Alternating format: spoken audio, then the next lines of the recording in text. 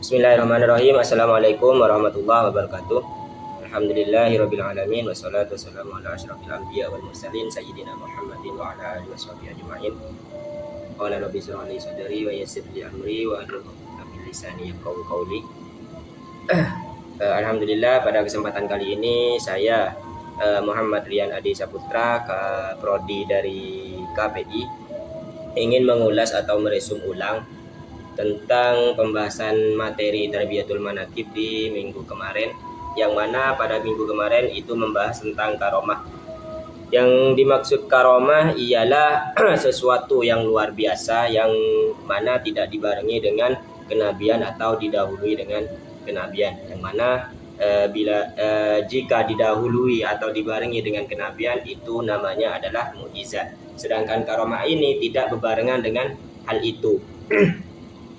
Ini merupakan sesuatu hal-hal yang luar biasa, seperti halnya bisa menyembuhkan orang sakit ataupun hal-hal gaib yang di luar nalar kita.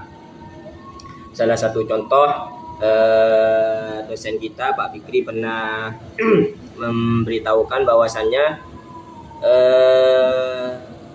Al-Mukarram Kiai Haji Ahmad Muzaki Syah itu pernah datang ke suatu wilayah di pantai selatan yang mana beliau ingin mencari ikan.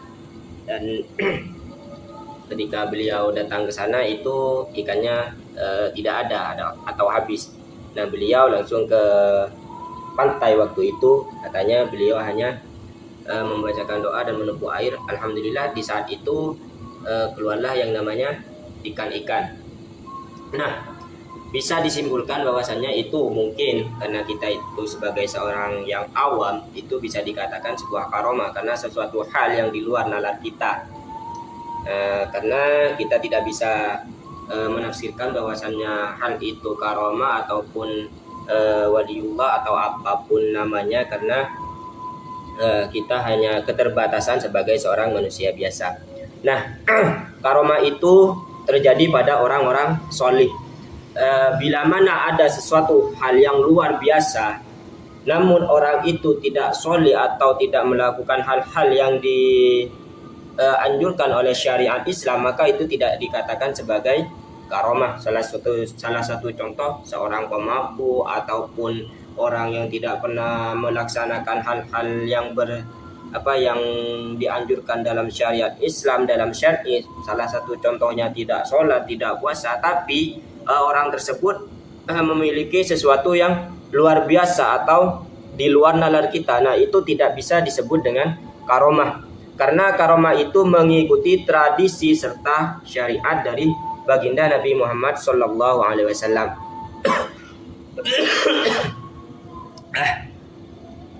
Nah, bila mana ada orang-orang yang seperti itu tidak dibarengi dengan hal-hal yang ditradisikan atau disyariatkan oleh baginda Nabi Muhammad SAW, maka itu tidak disebut sebagai karomah. Bisa saja contoh orang yang tidak sholat ataupun orang-orang yang sudah musyrik ataupun orang-orang yang munafik ataupun orang-orang yang lainnya mempunyai suatu kelebihan yang di luar nalar kita, bisa saja itu disebut sebuah sihir ataupun hal-hal lain, atau itu memang sebuah trik. Salah satu contoh kita sudah bisa melihat di dunia kita bahwasannya ada banyak seorang pesulap. Nah, bisa saja itu sebuah sulap ataupun trik, karena secara logika itu ya juga tidak masuk. Contoh ketika mengambil sesuatu dari dalam topi tiba-tiba keluar sebuah burung, nah itu sebuah trik atau bisa dikatakan sebuah sulap. Nah, bila mana orang yang melakukan itu tidak mengikuti syariat Rasulullah ataupun tradisi yang dikerjakan oleh baginda Nabi Muhammad SAW, maka itu tidak disebut sebuah karomah. Nah, jadi sudah bisa dipahami ya kawan-kawan, teman-teman semua. Nah, lalu bagaimana dengan orang-orang yang memiliki karomah? Apa bisa disebut sebagai seorang wali atau waliullah? Belum tentu. Orang yang memiliki karomah, dia itu taat pada tradisi yang dibawa oleh Rasulullah, taat pada syariat-syariat yang dibawa oleh Rasulullah, itu bisa dikatakan sebuah karomah, namun belum tentu dikatakan sebagai wali Allah. Mengapa demikian? Karena la ya'riful wali illal wali, karena tidak tahu kepada seorang wali kecuali orang itu adalah seorang wali juga. Nah, jadi pada kesimpulannya, bila mana kita mendengarkan sebuah cerita-cerita tentang para ulama, tentang para wali Allah yang memiliki sesuatu yang luar biasa atau di luar nalar kita, maka itu disebutnya dengan karomah, karena tidak dibarengi dengan kenabian atau didahului dengan kenabian. Nah, bila didahului dengan kenabian, maka itu disebutnya sebuah mukjizat. Salah satu contoh, Nabi Musa melemparkan tongkat itu menjadi ular besar. Nah, seperti itu. Nabi Musa membelah lautan, dan banyak lagi. Nah, itu namanya mukjizat. Sedangkan karomah itu dikhususkan pada orang-orang yang dipilih oleh Allah langsung sebagai kekasihnya, yang memiliki sesuatu yang luar biasa, yang di luar nalar akal kita sebagai rakyat biasa, sebagai manusia awam. Nah, seperti itu. Jadi itu tentang pembahasan kita tentang karomah. Nah, semoga bisa bermanfaat, dan apa yang sudah kita pelajari ini bisa menjadi barokah, artinya ziyadatul khair atau bertambahnya kebagusan, kebaikan untuk selanjutnya. Mengapa demikian? Karena dengan melihat apa yang diberikan atau keistimewaan oleh Allah Subhanahu wa taala pada orang-orang atau kekasih-kekasih Allah, maka semoga mendapatkan keinginan dalam hati kita untuk memperbaiki diri, untuk lebih mendekatkan lagi kepada Allah Subhanahu wa taala. Lalu Pak Fikri atau dosen kita menanyakan, di sini adakah yang ingin menjadi seseorang yang memiliki karomah atau menjadi seorang waliullah? Banyak yang dari teman-teman itu mengatakan, ya saya ingin.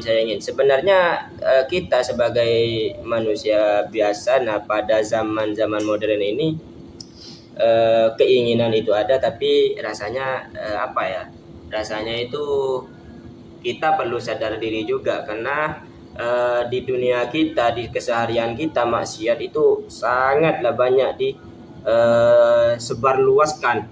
Jangankan kita keluar rumah, di dalam rumah saja scroll HP, scroll ini itu sudah maksiat. Tapi itu tidak menghapus atau menghilangkan keinginan kita untuk menjadi orang yang lebih baik lagi. Setidaknya kalau kita sudah dihadapkan pada sesuatu itu, kita tetap mengingkari bahwasannya itu hal-hal yang tidak diridhoi oleh Allah Subhanahu wa taala, hal-hal yang berbau maksiat. Keinginannya itu ada, namun setidaknya untuk saat ini kita harus memperbaiki diri terlebih dahulu, karena ketika kita keluar, ya yang namanya maksiat itu sudah seakan-akan menjadi bahan makanan pokok setiap hari. Tergantung kita itu mau menikmati atau tidak. Jadi keinginan ada, tapi harus memperbaiki diri terlebih dahulu. Mungkin itu saja yang bisa saya sampaikan terkait tentang karomah. Mungkin kita bertemu di hari selanjutnya, yaitu hari Sabtu besok, di materi kuliah Tarbiyatul Manaqib. Sekian dari saya. Assalamualaikum warahmatullahi wabarakatuh.